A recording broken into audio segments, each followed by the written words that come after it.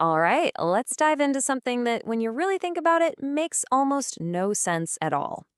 Every single country on Earth is in debt. I mean, the United States, the European Union, Japan, even huge export economies like China and Germany are all drowning in red ink. It's this giant paradox sitting right at the center of our global economy, and today we're going to unpack it. So, what are we talking about here? The grand total is a staggering $315 trillion. To put that in perspective, that's nearly 3 times the size of the entire global economy.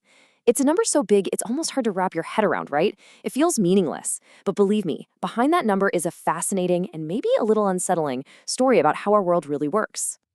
And that, of course, leads to the big question, the one we're here to answer. If everybody owes money, who did we borrow it from? I mean, who's holding all these IOUs? The answer, I promise you, is not what you think. And it's going to reveal that debt isn't just some burden we carry. It's literally the blueprint of our modern world. Okay, so to figure out how we got into this massive pile of debt, we've got to rewind. And I mean way back. We're talking centuries before computers, before credit cards. The whole concept of national debt wasn't cooked up on Wall Street. Nope, it was born on the battlefield.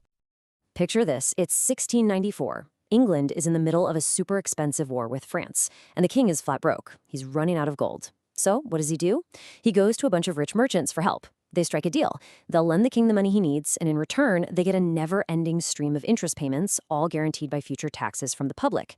To manage this whole new arrangement, they create the Bank of England. And just like that, boom, the entire game of finance changed forever. So what did those merchants get? It wasn't just gold. It was something way more valuable, a promise from the government. And this promise, which today we call a government bond, was a total game changer. Why? Because you could buy it, sell it, trade it. It was revolutionary. Suddenly, a country could spend money it didn't actually have, and the people lending the money got this super secure asset they could trade. This right here, this was the tiny seed that grew into our entire modern financial system. And this completely flipped the script on how people thought about debt. All of a sudden, a country having a ton of debt wasn't seen as a weakness. It was a sign of credibility. The fact that you could borrow huge amounts of money meant you were powerful and stable. Basically, the ability to borrow became the ability to rule. Okay, let's hit the fast forward button. We jump ahead 300 years, and that little system of borrowing has exploded across the globe, creating that $315 trillion mountain of debt we talked about. Which, you guessed it, brings us right back to our big question. If everyone is borrowing, who on earth is doing all the lending? Let's take a look at the United States, just as an example. When people talk about the U.S. national debt, they're mostly talking about publicly held debt. That's just the money the government owes to people and institutions that buy its bonds. And here's the kicker. About 2/3 of that debt is owned by Americans.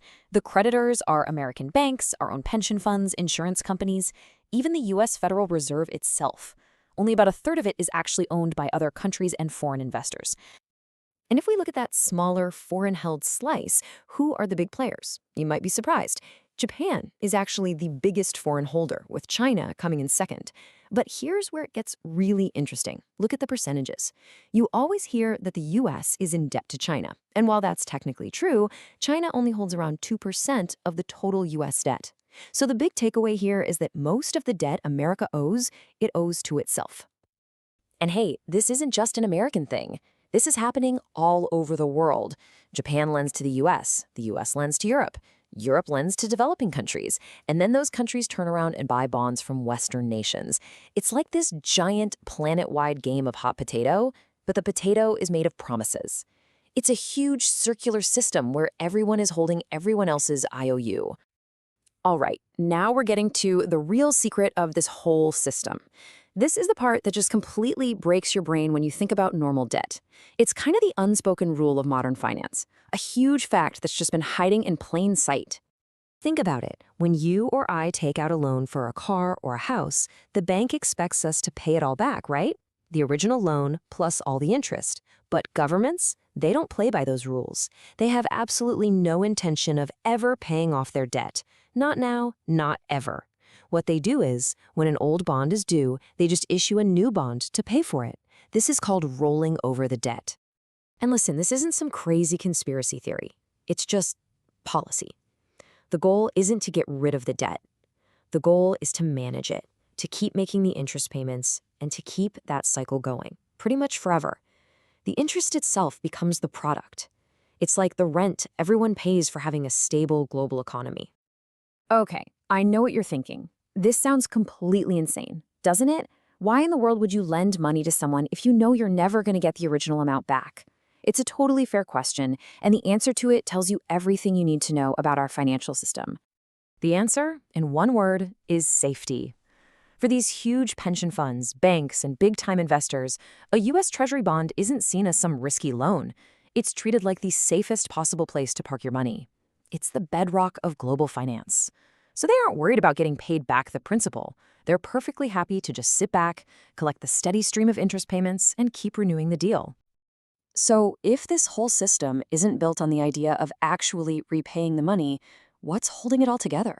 I mean, what's the glue for this $315 trillion house of cards? Well, it all comes down to one simple, incredibly powerful, and kind of fragile idea. And that idea is confidence, trust, belief. As long as all the investors believe that governments can keep making their interest payments, the whole machine just keeps on humming along. The main job of any government isn't to pay off its debt, it's to convince everyone that it can keep paying the interest on that debt. So, what happens when that confidence just shatters? Well, we don't have to guess. We've seen it happen. Remember Greece in 2010? It led to brutal austerity and massive unemployment. In Argentina, defaulting on their debt has become like a national curse. More recently, in Sri Lanka, it led to fuel shortages and the entire government collapsing. When that trust vanishes, the fallout is devastating and very, very real. But there's another really important side effect to this whole system. You know how I said we owe it to ourselves? Well, that's only kind of true. See, those interest payments, they're funded by taxpayers, regular people like you and me. And where does all that tax money go? It flows upward to the big banks, the pension funds, and the wealthy investors who own all those bonds. And what's the result of that? Well, take a look. It's really no coincidence that as global debt has gone through the roof, so has global wealth and equality. They rise together. This system is basically a giant engine designed to move wealth from the general public to the people and institutions that own financial assets. It's a system that rewards the owners of debt and is paid for by everyone else. So, let's go back to where we started. Who is the creditor? The truth is, it's not one single country. It's not just Wall Street. The answer is, it's all of us. And none of us. Through our pension plans, our savings accounts, and especially our taxes, we are all part of this. We are simultaneously the debtors and the creditors, all cogs in the same incredibly complex machine. So what we have is a global economy built not on something solid like gold, but on an endless loop of promises, all held together by nothing more than our collective belief that it will keep working. It's a system where debt, weirdly enough, creates a kind of stability. But that leaves us with one final and pretty critical question. What happens if that collective trust ever truly shatters?